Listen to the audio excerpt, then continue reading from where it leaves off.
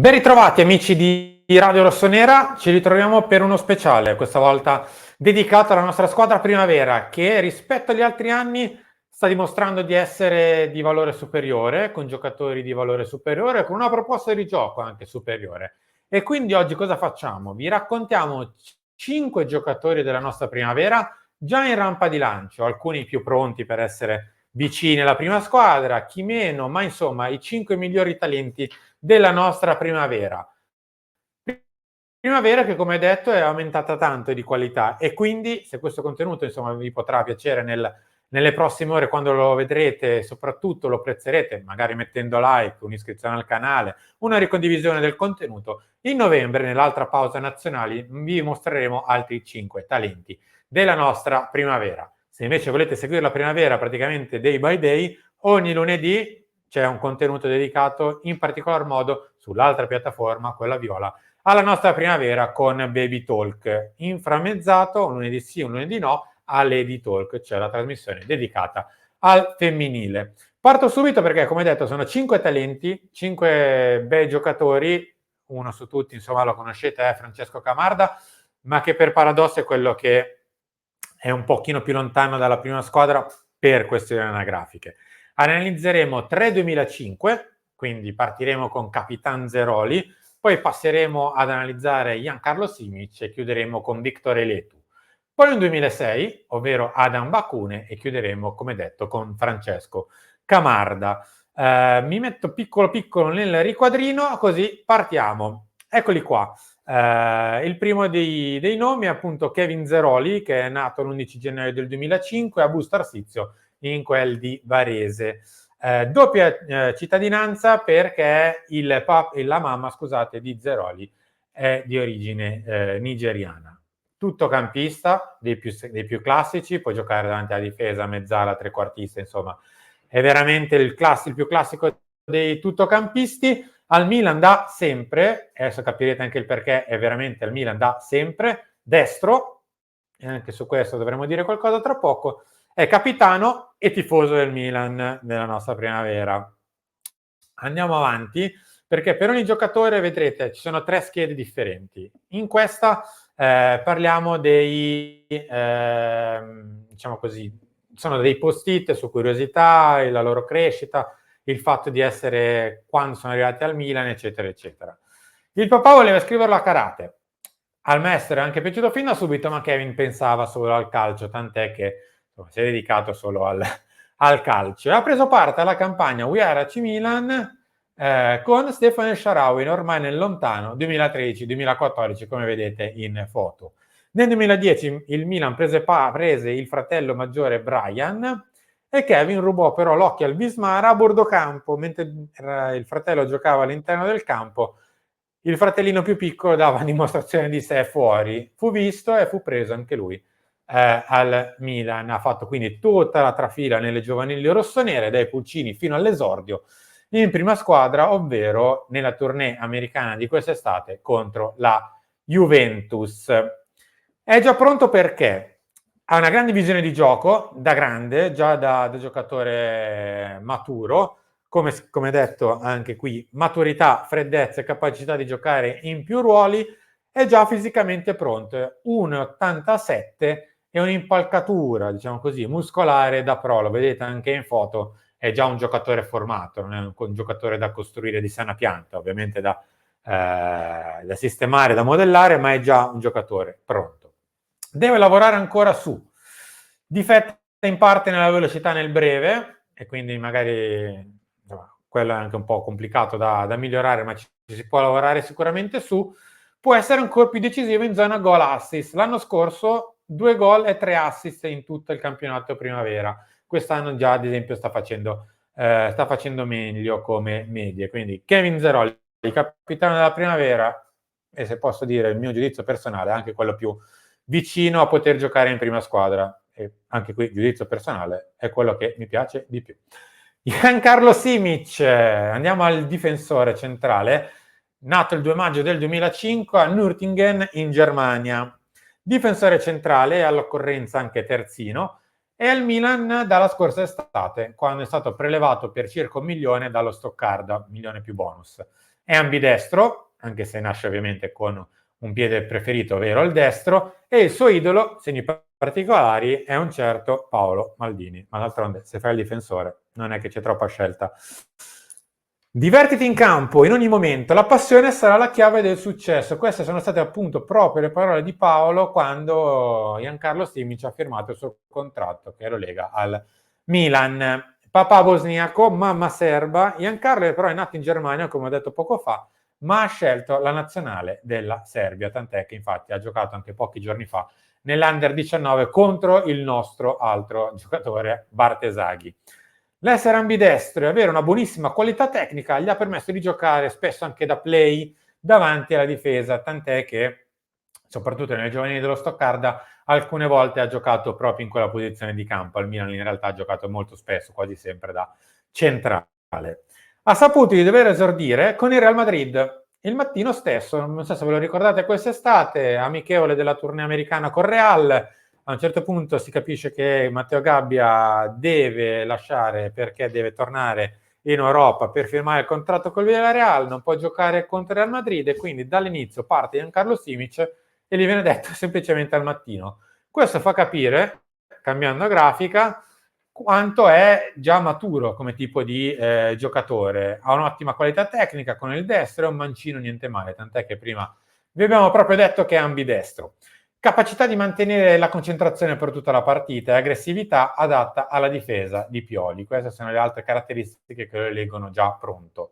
Su cosa deve lavorare? In realtà sulla stessa cosa, cioè l'essere troppo aggressivo a volte gli fa perdere un po' di pulizia e efficacia negli interventi, quindi deve riuscire a bilanciare la sua aggressività in campo. Variazione nella costruzione, vedasi lancio lungo. È un ottimo calciatore, ve l'abbiamo detto, è capace anche di poter giocare davanti alla difesa. Ecco, se gli dobbiamo trovare proprio una pecca tecnica, magari deve migliorare sui 30-40 metri. Però, come detto, anche lui mi sembra già sulla buona strada per essere aggregabile alla prima squadra.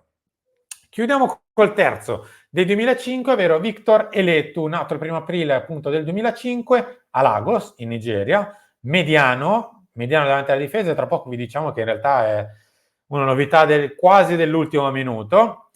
E al Milan dal luglio del 2021, anche se era in orbita Milan, adesso lo capirete il perché, mancino, e è un talento che ha sempre giocato sotto età, al pari del prossimo che vedremo, ovvero Adam Bakune, anzi dei prossimi due, perché anche Camarda, altro che sotto età. Dopo essere arrivato in Italia a 13 anni, ha iniziato alla Cedratese, squadra di Gallarate a pochissimi chilometri da Milano, tra l'altro Galassia Milan, e quindi è sempre stato molto vicino, comunque tenuto sempre d'occhio dal Milan. E il giorno dopo la firma sul suo primo contratto da calciatore, in questo dicembre, Eletu ha segnato la rete del definitivo 3-2 contro il Lumezzane nel Milan di Pioli. Non so se ve la ricordate, quell'amichevole precedente, se non ricordo male, precedente al tour a Dubai per la preparazione post-mondiale. Nelle giovanili nasce come trequartista, finendo poi per essere impiegato come esterno d'attacco e addirittura centravanti. Insomma, nelle giovanili ha praticamente girato tutti i ruoli. Da quando è al Milan, in realtà gli è stato cucito addosso il ruolo di mediano, di play davanti alla difesa, e non l'ha più cambiato. Il suo primo allenatore al Milan, tra l'altro, è una vecchia conoscenza, ovvero Cristian Lantignotti, anch'egli prodotto del vivaio ai tempi di Arrigo Sacchi. Andiamo a vedere anche il già pronto perché. Ha una tecnica sopraffine classe da vendere, perché col mancino sa davvero fare tutto, anche credo sparecchiare. Riesce a bilanciare corsa, letture e giocate come un giocatore maturo, riesce davvero a fare molto bene il bilanciamento tra tanta quantità, tanto lavoro anche mentale nel capire dove andare a chiudere, e le giocate tecniche. Ha già una buona esperienza internazionale, perché è già stato selezionato dalla sua nazionale, la Nigeria, ha già fatto un mondiale under 20 ed è arrivato ai quarti, quindi un giocatore che ha già una buona maturità internazionale. Non ho trovato grandissimi difetti in lui, se non appunto essendo mancino e giocando praticamente solo con un piede, per giocare lì davanti alla difesa o quel mancino veramente canta, come ad esempio quello di Isma Benasser, oppure ogni tanto farsi aiutare dal destro non sarebbe male, quindi almeno per farsi aiutare in 10-15 metri di passaggio classico potrebbe essere un dettaglio sul quale lavorare. Andiamo al quarto e penultimo di questa tranche di talenti della primavera, Adam Bakune, 6 febbraio del 2006, nato a Wrocław in Polonia, doppia cittadinanza italiana e marocchina per via dei suoi genitori, terzino destro e al Milan da sempre anche lui. Piede destro, progressione all'Ateo, segni particolari, ovviamente lo ricorda la progressione all'Ateo, non vogliamo sicuramente mettere nessun tipo di pressione, però giusto per farvi capire che tipo di terzino è Adam Bakune, che l'anno scorso ha subito un brutto infortunio alla spalla sul finire della scorsa stagione ed è stato però pienamente recuperato per l'inizio di questa annata. Come per il compagno Zeroli, Adam ha già una procuratrice pesante, già molto nota alle spalle, ovvero Raffaela Pimenta, che si è già presa sia Zeroli che Bakune. Questo fa anche capire la qualità dei due di cui abbiamo parlato poco fa. Gioca stabilmente nelle giovanili della nazionale italiana, ha già giocato nell'Italia Under 18, contro tra l'altro in una partita contro la Francia, Elias, il figlio più piccolo di Zinedine Zidane. È uno degli osservati speciali di Mister Pioli che lo ha già portato nel ritiro in Dubai lo scorso inverno e ha esordito nell'amichevole contro l'Umezzane. È un 2006, quindi è più giovane di un anno rispetto ai 3 precedenti, non si vede in campo perché come facciamo vedere nella grafica successiva è 1,95 e ha un bel fisico, molto già vicino al fisico dei pro, forse andrebbe un po' irrobustito ma niente di eccessivo. Maturità e calma anche nelle situazioni più complesse, è veramente un ragazzo anche quando lo vedete giocare in campo posato, cioè non è uno di quelli che si fa prendere dall'agitazione del momento, notevole capacità di spinta, come dicevamo poco fa, e dotato di un certo senso della posizione. Deve lavorare ancora sul piede sinistro, questo gli consentirebbe ovviamente di migliorare, con completare anche le sue la verità di giocate, potrebbe venire ad esempio più verso il centro del campo, mentre lui in questo momento è più abituato ad arare la fascia un po' dritto per dritto, un terzino diciamo vecchio stampo, andando su e giù per la fascia sul binario, concentrazione per tutti i 90 minuti. Ecco, ogni tanto qualcosina per strada lo lascia, ma essendo, come detto, anche lui forse tra i più giovani della nostra primavera, mi pare, direi, giusto così.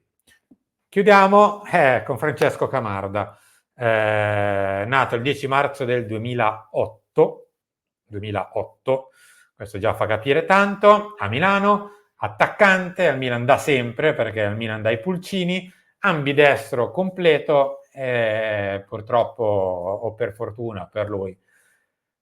Stiamo parlando di qualcosa di davvero speciale, di un veramente un potenziale fenomeno. È inutile che ci nascondiamo, è ovvio che è da proteggere, un talento da proteggere, non da perdere, non da esporre troppo sotto i riflettori, però purtroppo quando sei così tanto più sopra la media il riflettore si accende un po' di conseguenza e hai voglia a spegnere i riflettori. Se però giochi, fai gol, giochi, fai gol, giochi, fai gol, anche molto sotto età, perché Camarda è un 2008 e i 3 compagni precedenti erano dei 2005, questo fa capire che stiamo parlando di qualcosa di diverso e di speciale.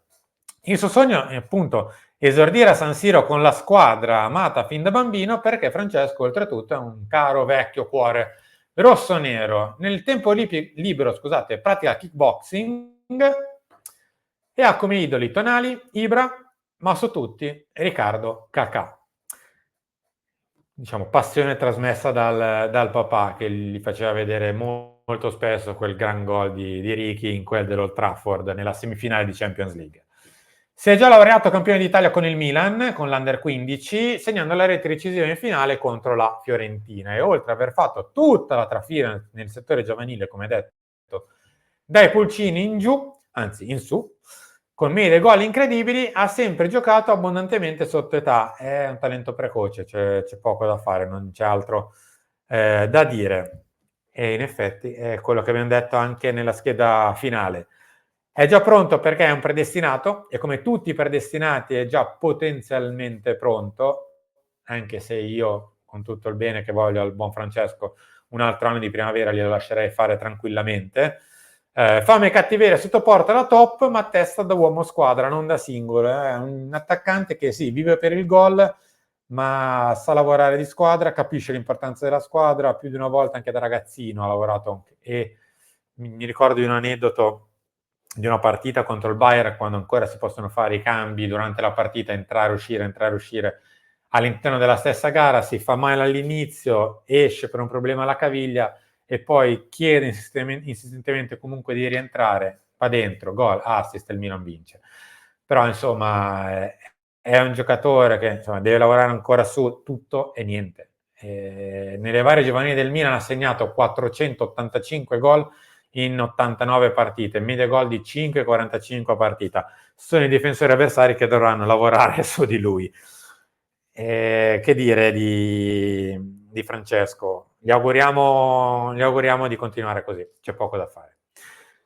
Noi siamo arrivati in chiusura di questo speciale. Se vi è piaciuto mettete like, se avete domande o apprezzamenti o semplicemente curiosità su questi 5 ragazzi che sono quasi affacciati alla prima squadra, fatelo nei commenti. Se c'è qualcun altro che ci volete segnalare, dai, Ciaca Traoré, piuttosto che i Cuenca, gli Scotti, i Liberali, insomma ce ne sono tantissimi nella nostra primavera di talenti. Fatelo nei commenti, perché a novembre, come detto, se questo contenuto sarà stato apprezzato in maniera buona, ve lo riproporremo con altri 5 talenti della squadra di Mister Abate. Grazie a tutti per essere stati qui con me, ci ritroviamo con gli altri approfondimenti di Radio Rossonera.